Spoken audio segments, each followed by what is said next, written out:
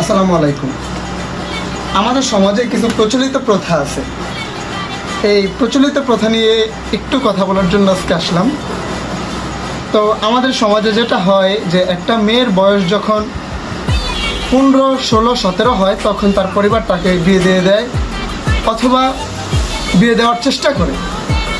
যখন 18 হয় তখন সম্পূর্ণভাবে বিয়ে দিয়ে দেয়। ভাগ্যক্রমে কোনো মেয়ের বয়স যদি 20, 21, 22 এরকম হয় তখন মনে করা হয় যে মেয়েটি বৃদ্ধ হয়ে গেছে, তখন তার বিয়ে দিতে গেলে নানান প্রকার সমালোচনা। কিন্তু অপরদিকে আমরা ছেলেরা, আমাদের নারী পুরুষের কিন্তু সমান অধিকার, এটা আমাদের সমাজের প্রথা। অপরদিকে আমার বয়স দেখেন মিনিমাম 22+, এবার হতে পারে 23 হয়েছে বা 23 পড়েছে, এরকম কিছু আমি শিওর জানি না, কিন্তু হয়তো বা আমার 23 হইতেও পারে। তো এই ক্ষেত্রে আমাদের যে নারী পুরুষের সমান অধিকার, আমার পিতামাতা বলেন, আত্মীয় স্বজন বলেন, কেউ কিন্তু এখন পর্যন্ত আমাদের বিয়ে নিয়ে কোনো প্রকার মাথা ব্যথাই নাই, কিন্তু নারী পুরুষের সমান অধিকার। তো হচ্ছে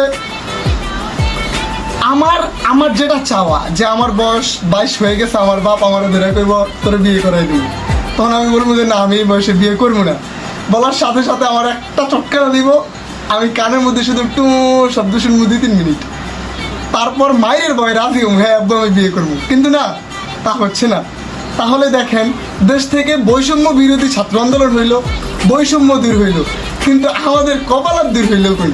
আমার বয়স এখন ধরেন 23, তাহলে এই যে 17 বছর একটা মেয়ের বিয়ে দিয়ে দেয়, আমার বয়স 23, 6 বছর আমি উপরে উঠে গেছি, কিন্তু আমার বিয়ে নিয়ে কারোর কোনো মাথা ব্যথাই নেই।